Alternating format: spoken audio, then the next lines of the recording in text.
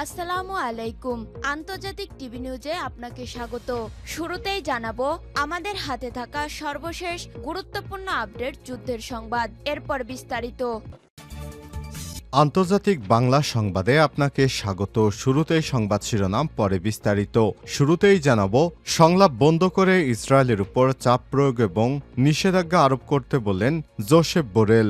গাজা যুদ্ধের কারণে ইসরায়েলের সঙ্গে রাজনৈতিক সংলাপ স্থগিত করতে ইউরোপীয় ইউনিয়ন এর সদস্য রাষ্ট্রগুলোর কাছে প্রস্তাব করবেন বলে জানিয়েছেন জোটের পররাষ্ট্রনীতি বিষয়ক প্রধান জোসেফ বোরেল। এরপর জানাবো চীন প্রশ্নে ট্রাম্পকে পাত্তাই দিতে চাইছে না ইরান। চীনের সঙ্গে ইরানের দৃঢ় কূটনৈতিক সম্পর্ক রয়েছে। মার্কিন প্রেসিডেন্ট জো বাইডেনের আমলে ফিলিস্তিন ও লেবাননে আগ্রাসন এবং এই ইস্যুতে ইসরায়েলের সঙ্গে সংঘাতের আশঙ্কাকে ঘিরে ইরান আরও চীন ঘেঁষা হয়ে পড়ছে। এবার ইরানের চরম বিরোধী ডোনাল্ড ট্রাম্প নির্বাচিত হওয়ার পর সেই সম্পর্কের যাত্রা নিয়েও প্রশ্ন উঠেছে। জানাবো যুক্তরাষ্ট্রের যুদ্ধবিরতির প্রস্তাবে রাজি হিজবুল্লাহ।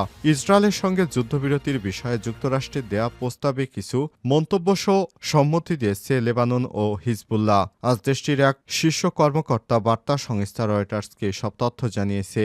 একে যুদ্ধবন্ধের সবচেয়ে গুরুতর প্রচেষ্টা বলেও মন্তব্য করেন তিনি। এদিকে ইরানের পারমাণবিক কর্মসূচি জড়িয়ে বড় দাবি করলেন নেতানিয়াহু। গত মাসে ইরানে হামলা চালিয়েছে দখলদার ইসরায়েল। ইরানের ক্ষেপণাস্ত্র হামলার জবাবেই ওই হামলা ছিল। হামলার পর তেল আবিব জানিয়েছে ওই হামলায় তারা ইরানের সামরিক স্থাপনা বস্তু লক্ষ্যবস্তুতে আঘাত হানতে সক্ষম হয়েছে। তবে ইরানের পারমাণবিক স্থাপনায় কোনো হামলা হয়নি। কিন্তু এক মাস পর সেই অবস্থান থেকে সরে এলেন ইসরায়েলের কট্টরপন্থী ইহুদিবাদী বেনজামিন নেতানিয়াহু সরকার। তিনি এখন দাবি করছেন সেই হামলায় ইসরায়েল ইরানের পারমাণবিক কেন্দ্রগুলোতে হামলা চালিয়ে গুড়িয়ে দিয়েছে। তবে নেতানিয়াহুর এই কথা সত্যি নাকি গুজব তা এখনও স্পষ্ট হওয়া যায়নি। এবং সর্বশেষ জানাবো জমজমের পানি পান নিয়ে সৌদি আরবের নতুন নির্দেশনা জারি। পবিত্র জমজম কূপের পানি পান নিয়ে নতুন নির্দেশনা জারি করেছে সৌদি প্রশাসন। দেশটির হজ এবং ওমরা মন্ত্রণালয় জানিয়েছে পবিত্র কাবা শরীফ ও মসজিদে নববীতে রাখা জমজম কূপের পানি পানের সময় ব্যক্তিকে শান্ত থাকতে হবে এবং আল্লাহর সন্তুষ্টি চাইতে হবে। খবর গালফ নিউজের। আজ মন্ত্রণালয়ের বরাত দিয়ে গালফ নিউজ আরও জানিয়েছে পবিত্র কাবা ও মসজিদে নববীতে কেউ যখন জমজমের পানি পান করবেন তারা যেন অবশ্যই আল্লাহর নাম স্মরণ করেন, ডান হাতে পানি পান করেন এবং পরিষ্কার পরিচ্ছন্নতা বজায় রাখেন। এছাড়াও এই পানি পানের সময় খেয়াল রাখতে হবে যেন এটি ছড়িয়ে ছিটিয়ে না পড়ে। জমজমের পানি ট্যাপ ছেড়ে অজু না করতে অনুরোধ জানানো হয়েছে। একই সঙ্গে পানি পানের পর কাপ নির্দিষ্ট স্থানে রাখা, ঠেলাঠেলি না করা, ভিড় এড়িয়ে চলা এবং ভদ্রতা বজায় রাখার জন্য মুসল্লিদের অনুরোধ করেছে হজ এবং ওমরা মন্ত্রণালয়। প্রিয় দর্শক, এতক্ষণ শুনছিলেন সংবাদ শিরোনাম, এবারে বিস্তারিত। তবে তার আগে বন্ধুরা অনুরোধ থাকবে এই সংবাদটিতে একটি লাইক দিন।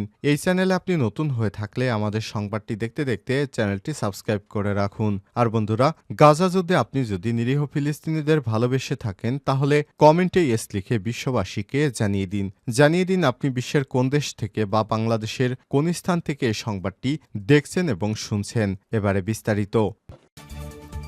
সংলাপ বন্ধ করে ইসরায়েলের উপর চাপ প্রয়োগ করতে বললেন জোসেফ বোরেল। গাজা যুদ্ধের কারণে ইসরায়েলের সঙ্গে রাজনৈতিক সংলাপ স্থগিত রাখতে ইউরোপীয় ইউনিয়ন এর সদস্য রাষ্ট্রগুলোর কাছে প্রস্তাব করেছে বলে জানিয়েছেন জোটের পররাষ্ট্রনীতি বিষয়ক প্রধান জোসেফ বোরেল। আজ বিষয়টি নিশ্চিত করেছেন তিনি নিজেই। খবর রয়টার্সের।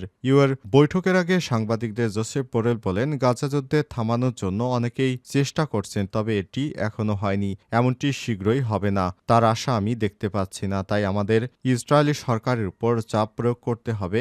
একই সঙ্গে হামাসের উপরও চাপ অব্যাহত রাখতে হবে। গত সপ্তাহে ইউরোপীয় ইউনিয়ন পররাষ্ট্র নীতি বিষয়ক প্রধান প্রস্তাব করেছিলেন যে ২৭ দেশের এই জোট ইসরায়েলের সঙ্গে তাদের রাজনৈতিক সংলাপ স্থগিত করে গাজা যুদ্ধে সম্ভাব্য মানবাধিকার লঙ্ঘনের অভিযোগের কথা তুলে এমন প্রস্তাব করেন তিনি। ৪ জন কূটনৈতিকও একটি চিঠির বরাতে এসব তথ্য জানায় রয়টার্স। তবে তার এই প্রস্তাব সব ইউ সদস্য দেশ স্বাগত জানাবে না, এমন ইঙ্গিত এরই মধ্যে পাওয়া গেছে। নেদারল্যান্ডসের পররাষ্ট্রমন্ত্রী ক্যাসপার ভেল্টক্যাম্প বলেছেন ইউএর উচিত ইসরায়েলের সঙ্গে সংলাপ চালিয়ে যাওয়া। তিনি বলেন নেদারল্যান্ডসের দৃষ্টিকোণ থেকে এই দরজা খোলা উচিত। গত বছরের ৭ অক্টোবর ফিলিস্তিনের স্বাধীনতাকামী সংগঠন হামাসের দক্ষিণ ইসরায়েলে নজিরবিহীন হামলা চালায়। এই জবাবে সেদিন থেকেই ফিলিস্তিনের গাজা উপত্যকায় গণহত্যা শুরু করে ইসরায়েলি হামলায় ইতিমধ্যে অবরুদ্ধ ছোট এবং উপত্যকায় ৪৩,০০০-এর বেশি ফিলিস্তিনি নিহত এবং ১ লাখের বেশি আহত হয়েছে। নিহতদের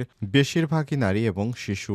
১ বছর পর এই যুদ্ধ এখনও আর শুধু গাজা উপত্যকায় সীমাবদ্ধ নয়। হামাসের মিত্র হিজবুল্লাহকে দমনের নামে যুদ্ধ লেবানন পর্যন্ত বিস্তৃত হয়েছে। নেতানিয়াহু সরকার এরই মধ্যে লেবাননে ইসরায়েলি হামলায় ৩,০০০-এর বেশি মানুষ নিহত হয়েছে।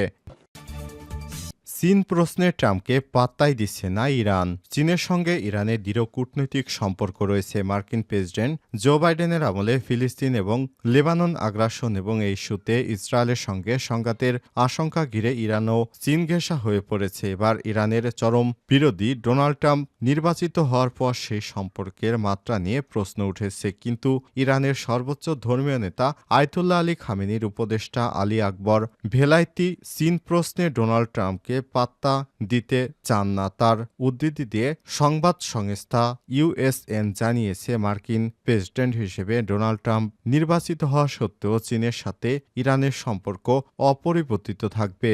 আইএসএন এর বরাতে সংবাদ প্রকাশ করে আল আরাবিয়া নিউজ তাতে বলা হয়েছে জানুয়ারিতে ট্রাম্পের হোয়াইট হাউসের প্রত্যাবর্তন ইরানের বৈদেশিক নীতি বিশেষ করে চীনের সঙ্গে সম্পর্ককে প্রভাবিত করবে না। তিনি আরো বলেন ইরান এবং চীনের মধ্যে দীর্ঘস্থায়ী ঘনিষ্ঠ এবং সৌহার্দ্যপূর্ণ সাংস্কৃতিক ঐতিহাসিক সম্পর্ক রয়েছে এবং দেশ দুটি একে অপরের উপর অনেক ইতিবাচক প্রভাব রয়েছে।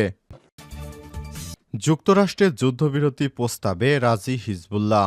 ইসরায়েলের সঙ্গে যুদ্ধবিরতির বিষয়ে যুক্তরাষ্ট্রের দেয়া প্রস্তাবে কিছু মন্তব্যসহ সম্মতি দিয়েছে লেবানন ও হিজবুল্লাহ। সোমবার ১৮ নভেম্বর দেশটির এক শীর্ষ কর্মকর্তা বার্তা সংস্থা রয়টার্সকে সব তথ্য জানিয়েছেন।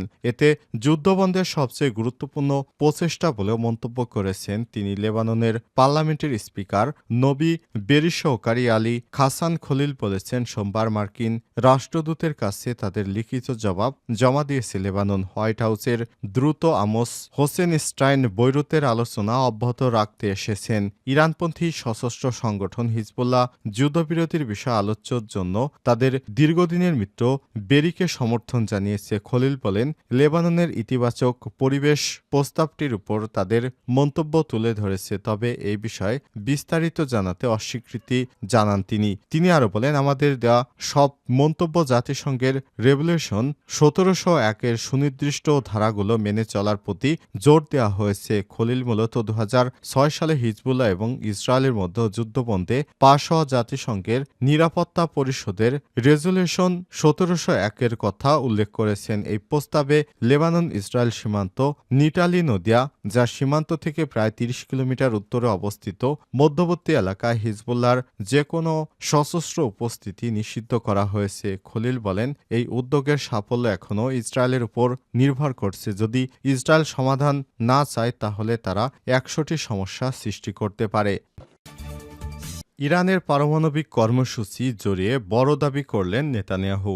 গত মাসে ইরানে হামলা চালিয়েছিল দখলদার ইসরায়েল। ইরানের ক্ষেপণাস্ত্র হামলার জবাবে ওই হামলা ছিল। হামলার পরপরই তেল আবিব জানিয়েছিল যে ওই হামলায় তারা ইরানের সামরিক স্থাপনাকে লক্ষ্যবস্তু করেছে। তবে ইরানের পারমাণবিক স্থাপনায় কোনো হামলা হয়নি। কিন্তু ১ মাস পর সেই অবস্থা থেকে সরে এলেন ইসরায়েলের প্রধানমন্ত্রী বেঞ্জামিন নেতানিয়াহু। তার দাবি গত মাসে চালানো বিমান হামলায় তেহরানের পারমাণবিক কর্মসূচির একটা উৎপাদনে ব্যাঘাত ঘটেছে। এমনকি এই হামলার ফলে ইরানের প্রতিরক্ষা ব্যবস্থা ও ক্ষেপণাস্ত্র তৈরির সক্ষমতাও হারিয়েছে। খবর রয়টার্সের। আজ ইসরায়েলি পার্লামেন্টে এক বক্তৃতায় নেতানিয়াহু বলেন এটা গোপন কোনো বিষয় নয়। এ হামলায় ইরান পারমাণবিক কর্মসূচির একটা সুনির্দিষ্ট উৎপাদনে ব্যাঘাত করেছে। তবে এমন দাবি করলেও ঠিক কোন উৎপাদনে আঘাত করেছে তা স্পষ্ট করেনি নেতানিয়াহু। তিনি আরো বলেন এতে করে আঘাতের পর ইরানের পারমাণবিক অস্ত্র তৈরির পথ বন্ধ করা যায়নি।